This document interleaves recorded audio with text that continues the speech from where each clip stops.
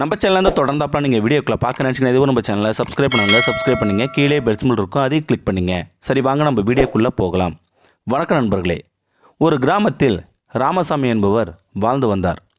அவர் வீட்டு தோட்டத்தில் ஒரு முருங்கை மரம் இருந்தது.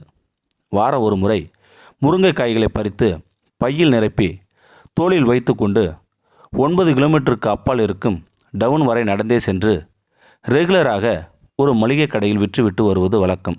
அந்த ராமசாமிக்கு முருங்கைக்காயை கொடுத்துவிட்டு அதற்கு பதிலாக அரிசி, பருப்பு, சர்க்கரை போன்ற வீட்டுக்கு தேவையான பொருட்களை வாங்கி வருவார் ராமசாமி. ராமசாமி கொண்டு வரும் முருங்கைக்காயின் சுவை அந்த பகுதி மக்களிடையே மிகவும் பிரபலமாக இருந்து வந்தது. இதை பயன்படுத்தி மற்ற முருங்கைக்காயோடு கலந்து மளிகை கடைக்காரரும் நல்ல லாபம் சம்பாதித்து விடுவார் மளிகை கடை வியாபாரி.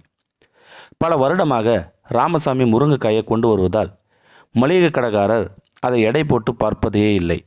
ராமசாமி சொல்கின்ற எடையை அப்படியே நம்பி அதற்கு ஈடான மளிகை பொருட்களை கொடுத்து அனுப்பி விடுவார் அந்த மளிகை கடை வியாபாரி.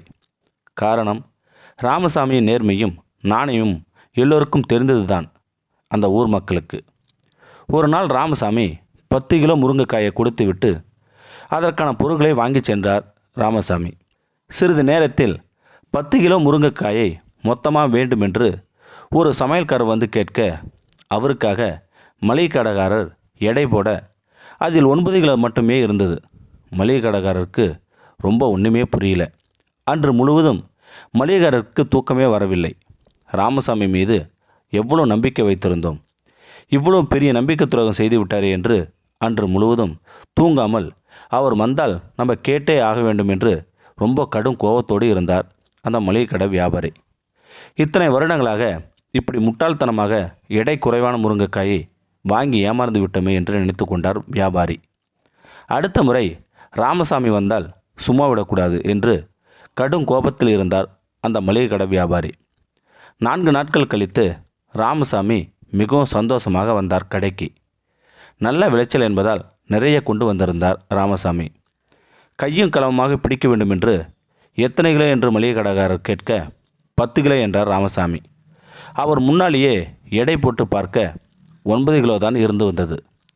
வந்த கோபத்தில் மளிகைக்காரர் பலார் என ராமசாமி கன்னத்தில் அறைந்து விட்டார்.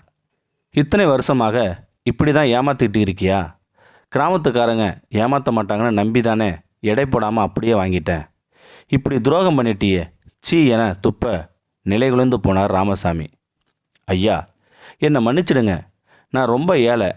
எடைக்கல் வாங்குகிற அளவுக்கு கூட என்கிட்ட காசு இல்லைங்க. ஒவ்வொரு முறையும் நீங்கள் கொடுக்குற 1 கிலோ பருப்பை ஒரு தட்டுலையும் இன்னொரு தட்டில் முருங்கைக்காயும் வச்சு தான் எடை போட்டு கொண்டு வருவேன். இதை தவிர வேறு எதுவுமே தெரியாதுங்க என்று காலை பிடித்து அழ ஆரம்பித்து விட்டார் அந்த வயதான ராமசாமி. மளிகைக்காரருக்கு செருப்பால் அடித்தது போல் இருந்தது கன்னத்தில். தான் செய்த துரோகம் தனக்கே வந்ததை உணர்ந்தார் அந்த மளிகை கடைக்காரர். இத்தனை வருடங்களாக ராமசாமி ஏமாற்ற நினைத்த மளிகைக்காரரும் அவருக்கே தெரியாமல் ஏமாந்து கொண்டு தான் இருந்திருக்கிறார் என்பது தெளிவானது அந்த மளிகைக்காரருக்கு. இதுதான் உலக நியதி. நாம் எதை தருகிறோமோ அதை தான் நமக்கு திரும்பி வரும். நல்லதை தந்தால் நல்லது வரும், தீமையை தந்தால் தீமை வரும். வருகின்ற காலங்கள் வேண்டுமானால் தாமதமாகலாம், ஆனால் நிச்சயம் வரும். ஆகவே நல்லதை மட்டும் தருவோம், நல்லதை மட்டும் விதைப்போம். இந்த வீடியோ பற்றி கருத்தை கீழே இருக்கிற கமெண்ட் செக்ஷனில் சொல்லுங்கள். அப்படியே நம்மளுடைய சேனலை சப்ஸ்கிரைப் பண்ணுங்க. கீழே பெல் சிம்பிள் இருக்கும், அதையும் கிளிக் பண்ணுங்கள். தேங்க்யூ ஃபார் வாட்சிங்.